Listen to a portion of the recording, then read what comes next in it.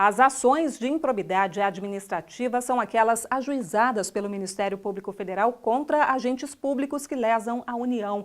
Isso pode ocorrer, inclusive, quando o fato acontece em um estado ou município, se há dinheiro federal envolvido. Para entender mais sobre o assunto, temos aqui no nosso estúdio o Procurador da República, João Paulo Lordelo, que conversa agora com a repórter Madeleine Machado. Estamos aqui com o Procurador da República no estado da Bahia.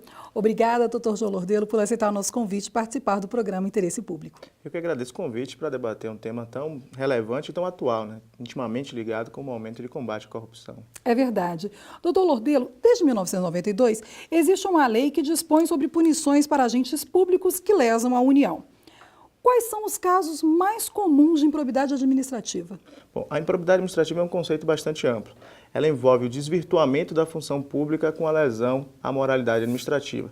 Isso pode variar de um caso bastante simples a um caso envolvendo um grande volume de recursos públicos, por exemplo. Lamentavelmente, a maioria dos casos envolve fraude licitatórias, desvirtuamento de recursos públicos, direcionamento de licitação, sobrefaturamento ou superfaturamento de obras públicas, ou seja, lamentavelmente os casos de improbidade administrativa envolvem, na maioria das vezes, algum emprego irregular ou a subtração de recursos públicos.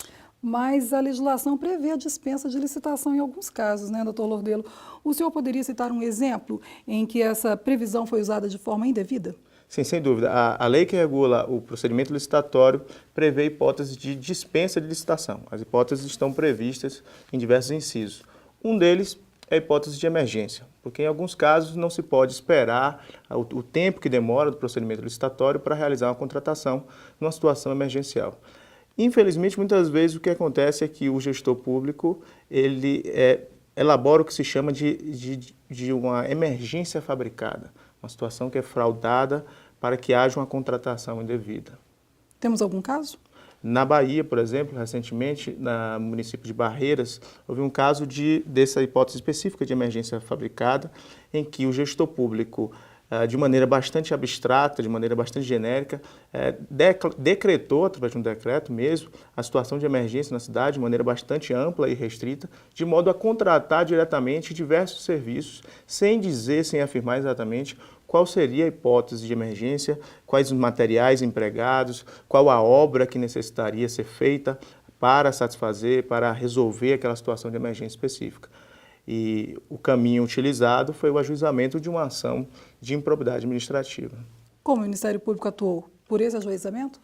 Nessa situação específica, não existe outro caminho senão, inicialmente, investigar a situação, requisitando processos administrativos, processos licitatórios, a tomada de depoimentos e, em razão de o dano já ter sido causado com uma dispensa indevida de licitação e, em algumas hipóteses, na hipótese inclusive ficou comprovado que houve um sobrepreço, ou seja, que os valores foram contratados acima dos valores de mercado, dos preços de mercado.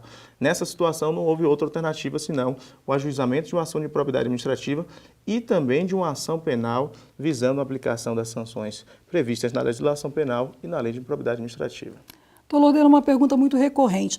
Pessoas físicas e jurídicas podem ser processadas por improbidade? Sim, essa é uma dúvida bastante antiga, porque a lei de improbidade, que é de 92, surgiu com o objetivo de punir, de sancionar os agentes políticos. Ocorre que não raramente os agentes políticos praticam atos de improbidade tendo alguma relação com pessoas físicas e jurídicas que geralmente são beneficiadas. Então, nessa hipótese, já é pacificado hoje que tanto as pessoas jurídicas quanto as pessoas físicas que estejam, de alguma forma, vinculadas ao ato de improbidade devem sofrer as sanções legais. Doutor Lordelo, muito obrigada pela sua participação aqui no estúdio do programa Interesse Público. Eu que agradeço a oportunidade e me coloco à disposição para qualquer outro debate. Encerramos aqui a entrevista com o doutor João Paulo Lordelo, que conversou conosco sobre o tema improbidade administrativa.